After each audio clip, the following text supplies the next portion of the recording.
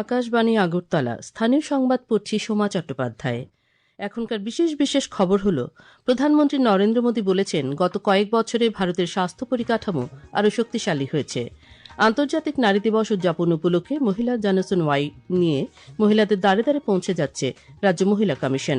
পররাষ্ট্রমন্ত্রী ড এস জয়শঙ্কর বলেছেন, সরকার পশ্চিম এশিয়ায় উদীয়মান পরিস্থিতির উপর ঘনিষ্ঠভাবে নজর রাখছে। আসন্ন এডিসি নির্বাচনের জন্য বামফ্রন্টের প্রার্থী তালিকা আজ ঘোষণা করা হয়েছে। প্রধানমন্ত্রী নরেন্দ্র মোদী বলেছেন, গত কয়েক বছরে ভারতের স্বাস্থ্য পরিকাঠামো আরও শক্তিশালী হয়েছে। আজ সবকা সাথ সবকা বিকাশ মানুষের আকাঙ্ক্ষা পূরণ বিষয়ক বাজেট পরবর্তী একটি ওয়েবিনারে বক্তব্য রাখতে গিয়ে তিনি বলেন, মানুষের আকাঙ্ক্ষা পূরণ করা শুধু আলোচনার বিষয় নয়, এটি বাজেটের মূল ভিত্তি এবং সরকারের অঙ্গীকার। তিনি আরও উল্লেখ করেন, দেশ প্রতিরোধমূলক ও সামগ্রিক স্বাস্থ্য ব্যবস্থার লক্ষ্য নিয়ে এগিয়ে চলছে এবং অনেক জেলায় শত শত নতুন মেডিকেল কলেজ খোলা হচ্ছে। প্রধানমন্ত্রী জানান, আয়ুষ্মান ভারত যোজনা এবং আরোগ্য মন্দিরের মাধ্যমে দেশের গ্রামাঞ্চলে স্বাস্থ্যসেবা সম্প্রসারিত করা হচ্ছে।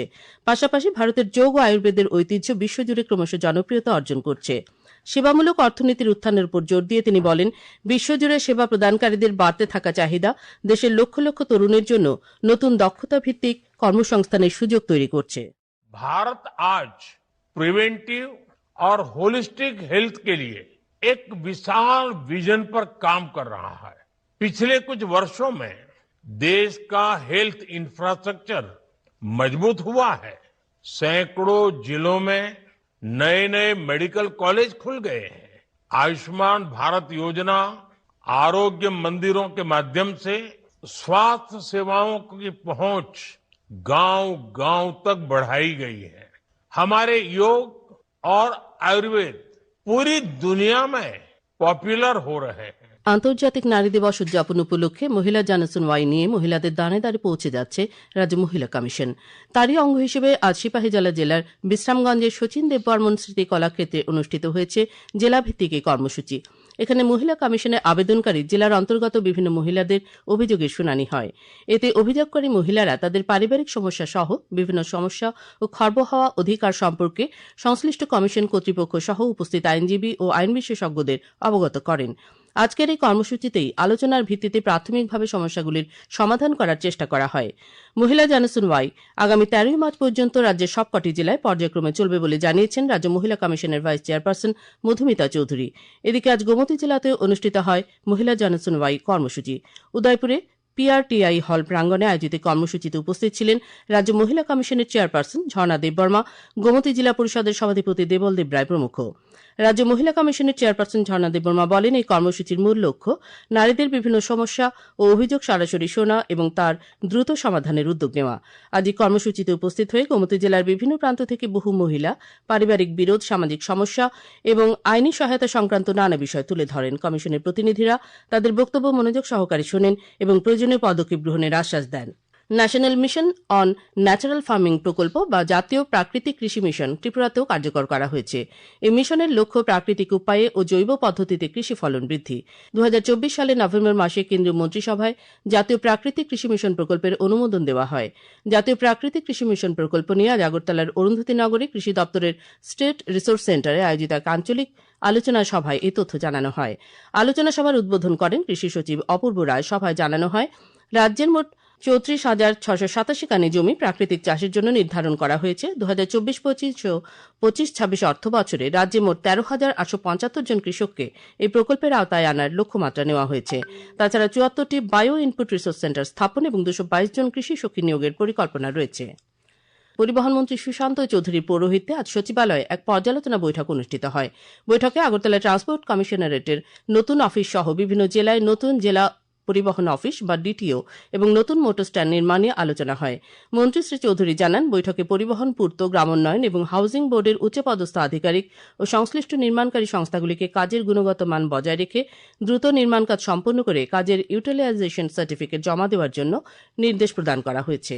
সাবরুমের মাইকেল মধুসূদন দত্ত কলেজের উদ্যোগে আজ আন্তর্জাতিক নারী দিবস উদযাপন করা হয়।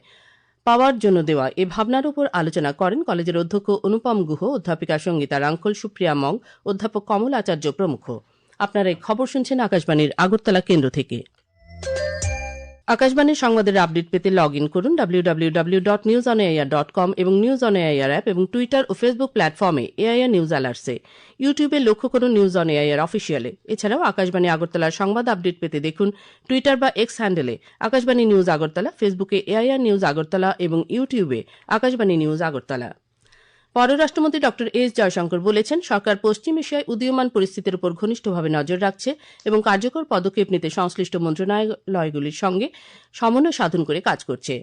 পশ্চিম এশিয়ার পরিস্থিতি নিয়ে সংসদে বক্তব্য রাখতে গিয়ে তিনি বলেন, পরিস্থিতির গুরুত্ব বিবেচনা করে সরকার নাগরিকদের নিরাপত্তা ও সুরক্ষা নিশ্চিত করতে কাজ করছে। তিনি আরও বলেন, সরকার বিশ্বাস করে যে আলোচনা ও কূটনীতির মাধ্যমে ওই অঞ্চলে উত্তেজনা হ্রাসের প্রচেষ্টা অব্যাহত রাখা উচিত। তিনি জানান, ভারত সরকার 2026 সালের জানুয়ারিতে ইরানে বসবাসরত ভারতীয়দের অপ্রয়োজনীয় ভ্রমণ এড়িয়ে চলার জন্য সতর্ক করেছিল এবং সেখানে বসবাসকারী নাগরিকদের ভারতীয় দূতাবাসে নিবন্ধন করতে ও সতর্কতা অবলম্বন করতে বলা হয়েছিল। India is in favor of peace and urges a return to dialogue and diplomacy. We advocate de-escalation, restraint and ensuring the safety of civilians. 2. The well-being and security of the Indian community in the region is our priority. We will continue to work with the governments of the region towards that end. And 3.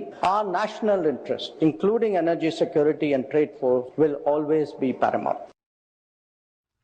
আসন্ন ADC নির্বাচনের জন্য বামফ্রন্টের প্রার্থী তালিকা আজ ঘোষণা করা হয়েছে। আগরতলা সিপিএম সদর দপ্তরে আয়োজিত সাংবাদিক সম্মেলনে বামফ্রন্টের আহ্বায়ক মানিক দে 28টির মধ্যে 27টি আসনের প্রার্থী তালিকা ঘোষণা করেন। তাছাড়া ধর্মনগর বিধানসভা কেন্দ্রের উপনির্বাচনের প্রার্থী হিসেবে অমিতাভ দত্তের নাম ঘোষণা করেছেন শ্রী দে। তিনি বলেন, এডিসি নির্বাচনের প্রার্থী তালিকায় 20 জন নতুন মুখ, মাঝমারা আসনের প্রার্থীর নাম পরে ঘোষণা করা হবে। মানিক দে আরও জানিয়েছেন, দামছড়া জম্পুই আসনে বারেন্দ্র রিয়াং, কাঞ্চনপুরে রমাকান্ত নাথ, করমছড়ায় সাধন চাকমা, দামছড়া কচুছড়া আসনে বদরভূম হালাম, ছামনুতে খুশিরাম ত্রিপুরা, মনুতে রাহুল দাস, রাইমা ভ্যালিতে সুমতি রঞ্জন চাকমা, গন্ডাছড়া গঙ্গানগরে ধানছামণি রিয়াং, আশারামবাড়ি হালাহালিতে করিম দেববর্মা, কুলাই চাম্পা হাওরে অতুল দেববর্মাকে প্রার্থী করা হয়েছে। তাছাড়া তেলিয়ামুড়া মহারানী আসনে রতন কিশোর জমাতিয়া, রামচন্দ্রঘাটে সমরেশ দেববর্মা, মান্দাই পুলিনপুরে সূর্য দেববর্মা, জিরানিয়ায় রাধাচরণ দেববর্মা, শিমনাথ আমাকারিতে অমূল্য দেববর্মা, বজ্রংনগর ওয়াকিনগরে সঞ্জিত দেববর্মা, পেকুয়ার জেলা জন্মেঞ্জয় নগরে ব্রজলাল দেববর্মা, টাকার জেলা জম্পুই জেলায় বেনিলাল দেববর্মা এবং আমতলী গোলাঘাটিতে বৃন্দা দেববর্মাকে প্রার্থী হিসেবে মনোনীত করা হয়েছে। বাগমা আসনে অমৃ সাধন জমাতিয়া, নতুনবাজার মালবাসায় মগেন্দ্র রিয়াং, মহারানী চিলাগাঙ্গের হারাধন জমাতিয়া, অম্পিতে পৃথ্বীরাজ কলই, বীরচন্দ্র কলসিতে নরেন্দ্র রিয়াং, কাঠালিয়া মির্জা রাজাপুরের পরীক্ষিত মুরা সিং, পূর্ব মুহুরীপুর ভুরাতুলিতে বরজং ত্রিপুরা এবং শিলাছড়ি মনোবঙ্কুল আসনে উচাথই মগকে প্রার্থী করা হয়েছে। সাংবাদিক সম্মেলনে সিপিআইএম রাজ্য সম্পাদক জিতেন্দ্র চৌধুরীও উপস্থিত ছিলেন। বর্ডার সিকিউরিটি ফোর্স বা বিএসএফ এর গুয়াহাটি ফ্রন্টিয়ার আগামী 11 মার্চ 67তম পেনশন আদালত আয়োজন করছে। এই পেনশন আদালত আসামের পাটগাঁওয়ে অবস্থিত বিএসএফ এর গুয়াহাটি ফ্রন্টিয়ার সদর দপ্তরে অনুষ্ঠিত হবে। অবসরপ্রাপ্ত বিএসএফ কর্মীদের পেনশন সংক্রান্ত অভিযোগ ও সমস্যার সরাসরি এবং স্বচ্ছ সমাধানের জন্যই এই পেনশন আদালতের ব্যবস্থা করা হয়েছে। আগামী 11 মার্চ পেনশন আদালত সকাল 9:30 থেকে বিকেল 5টা পর্যন্ত চলবে। উত্তর পূর্বাঞ্চলের 7টি রাজ্যের বিএসএফ পেনশনভোগী এবং তাদের পরিবারের সদস্যদের এতে অংশগ্রহণের জন্য আমন্ত্রণ জানানো হয়েছে। প্রশাসনিক বিশেষজ্ঞ ও পেনশন সংক্রান্ত কর্তৃপক্ষকে একত্রে উপস্থিত রেখে দীর্ঘদিনের সমস্যা, নথিপত্র সংক্রান্ত জটিলতা এবং পেনশন প্রদানের অসঙ্গতি ইত্যাদি বিষয়গুলি সমাধান করার লক্ষ্য নিয়েছে BSF. All Tripura government doctors অ্যাসোসিয়েশনের দক্ষিণ ত্রিপুরা শাখার উদ্যোগে জেলা স্বাস্থ্য ও পরিবার কল্যাণ সমিতির সহযোগিতায় আজ দক্ষিণ জেলার মুখ্য স্বাস্থ্য আধিকারিকের অফিসে এক স্বেচ্ছা রক্তদান শিবির অনুষ্ঠিত হয়। শিবিরে 30 জন রক্তদাতা স্বেচ্ছায় রক্তদান করেন। খেলার খবর। মেয়েদের অনূর্ধ্ব 23 বছরের সীমিত ওভারের ক্রিকেটের জাতীয় আসরে এলিট গ্রুপের 4র্থ ম্যাচেও হেরে গেল ত্রিপুরা। পুদুচেরির সিএপি মাঠে মহারাষ্ট্র 9 উইকেটের বড় ব্যবধানে রাজ্য দলকে হারিয়ে দেয়। 4 ম্যাচের সবকটিতেই রাজ্য দল পরাজিত হয়। ত্রিপুরা ক্রিকেট অ্যাসোসিয়েশন পরিচালিত ঘরোয়া প্রথম ডিভিশন লিগ ক্রিকেট প্রতিযোগিতার 3টি খেলা আজ অনুষ্ঠিত হয়। নরসিংগড়ের পিটিএ মাঠে অনুষ্ঠিত খেলায় চলমান সংঘ 1 উইকেটে পোলস্টার ক্লাবকে, টিআইটি মাঠে ইউনাইটেড ফ্রেন্ডস 6 উইকেটে বনমালীপুর ক্রিকেট ক্লাবকে এবং এমবিবি স্টেডিয়ামে ইউনাইটেড বিএসটি 6 উইকেটে ওল্ড প্লে সেন্টারকে পরাজিত করে। আবহাওয়া। আগামীকালের আকাশ আংশিক মেঘাচ্ছন্ন থাকবে, কিছু কিছু জায়গায় হালকা বৃষ্টিপাতের সম্ভাবনা রয়েছে। আজ দিনের সর্বোচ্চ তাপমাত্রা ছিল 32 ডিগ্রি সেলসিয়াস এবং সর্বনিম্ন 21 ডিগ্রি সেলসিয়াস। আগামীকাল দিনের সর্বোচ্চ তাপমাত্রা 32 ডিগ্রি সেলসিয়াস এবং সর্বনিম্ন 20 ডিগ্রি সেলসিয়াসের কাছাকাছি থাকতে পারে। শেষ করার আগে খবরের বিশেষ বিশেষ অংশগুলো আরেকবার। প্রধানমন্ত্রী নরেন্দ্র মোদী বলেছেন, গত কয়েক বছরে ভারতের স্বাস্থ্য পরিকাঠামো আরও শক্তিশালী হয়েছে। আন্তর্জাতিক নারী দিবস উদযাপন উপলক্ষে মহিলা জনশুনওয়াই নিয়ে মহিলাদের দ্বারে দ্বারে পৌঁছে যাচ্ছে রাজ্য মহিলা কমিশন। পররাষ্ট্রমন্ত্রী ড এস জয়শঙ্কর বলেছেন, সরকার পশ্চিম এশিয়ায় উদীয়মান পরিস্থিতির উপর ঘনিষ্ঠভাবে নজর রাখছে। আসন্ন এডিসি নির্বাচনের জন্য বামফ্রন্টের প্রার্থী তালিকা আজ ঘোষণা করা হয়েছে।